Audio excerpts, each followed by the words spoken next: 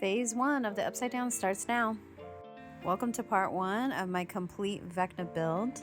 Right now I'm unboxing the women's mannequin that I'm going to be using because he's got a snatch waist in season 5. In this video I'm going to show you how to do your base structure.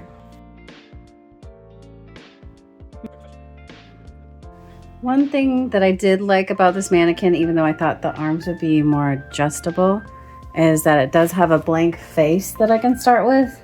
Last time when I made the last Vecna, I had to fill in all the holes, kind of cut it down, redo it, because it just didn't look like how Vecna's face looked. I know what you're thinking, like it's gonna look like he has boobies, but don't worry, there's so much crap on his chest and I'm gonna be building it out. But he was thinner. If they do get in the way, guess what? I'm just gonna give it. And if these bad boys get in the way, then I guess I'm just gonna have to trap them off. The hand is definitely tiny. I'm gonna make it a lot bigger because I want it to fit over someone's head. But this is like, it's a baby hand. Help me with your strong hand. The reason I'm using chicken wire this time instead of just using the clay or the expanding foam is because the structure stays better. I noticed with the other Vecna, I made it detachable, which I ended up just keeping him together and bubble wrapping him because every time I took him apart to make it easier for storage, he just kept breaking, and you know, people coming over, he would break. So this time I'm going to have a little bit more strong structure. I also want it to be able to hold people's heads with the hand and not break. So that's why I'm using chicken wire this time. I'm just going to staple it to the dummy, and then some parts I'll probably have to secure it a little differently, but we will see. Game changer was getting this stapler.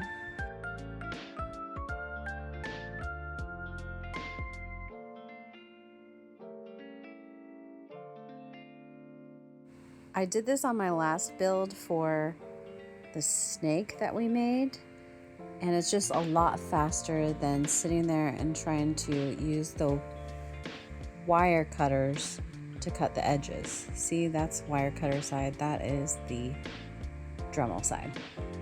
Uneven side, and the smooth side.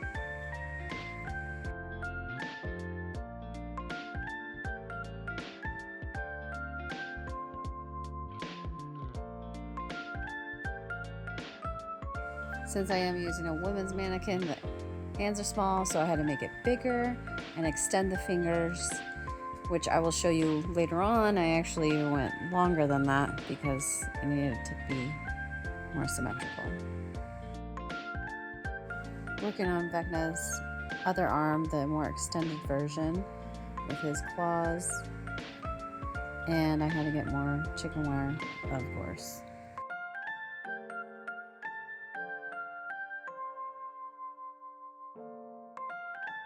I went to Home Depot and got a 10 by 10 cement paver because it's going to be holding a lot of weight, not just a mannequin with a little dress on top of it. We need something to really hold all of this weight that we're going to be putting on our Vecna.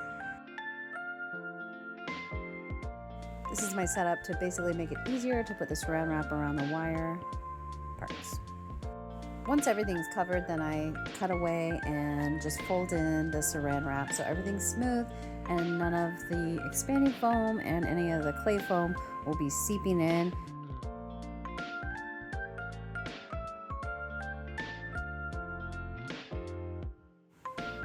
Just finished saran wrapping the arm, as you can see, and I taped some of the pieces in just so it'd be nice and tight around the chicken wire.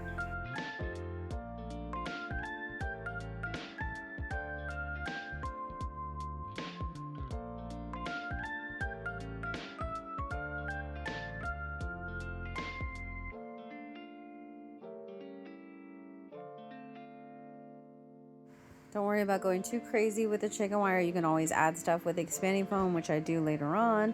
to add a little bit more details and depth and contrast.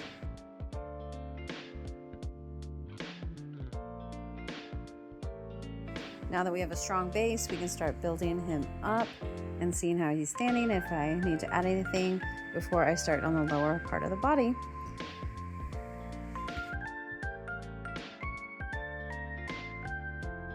I like where it is at this point, but because I use the women's mannequin to snatch the waist, I still have to build out the other parts to make it more manly, like the shoulders, the hips, the thighs.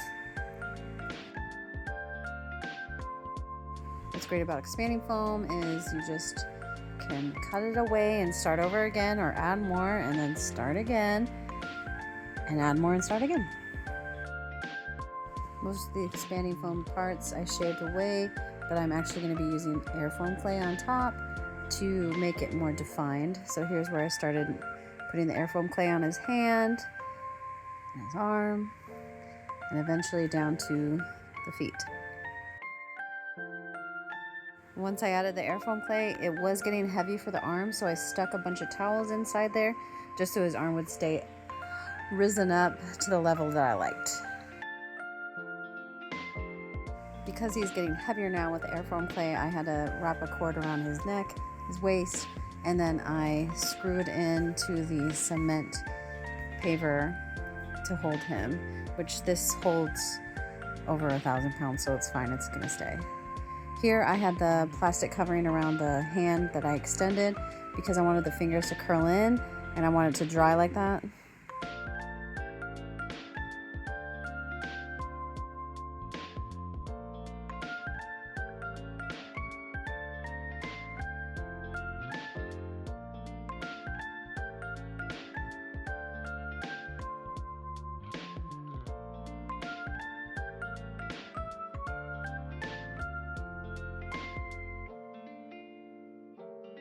So I wasn't totally finished with his facial features, but I had to compensate for his head because his head looks super small. So I had to put some air foam clay and then I shaved away it so it looked more proportional to his creepy face. Then I went back to add a little bit more vines with the expanding foam, which I always like. I mean, it is a possibility of them getting broken off because they are on top of the detail, but they're easy to replace if anything like that happens. But I just wanted the main structure to be solid.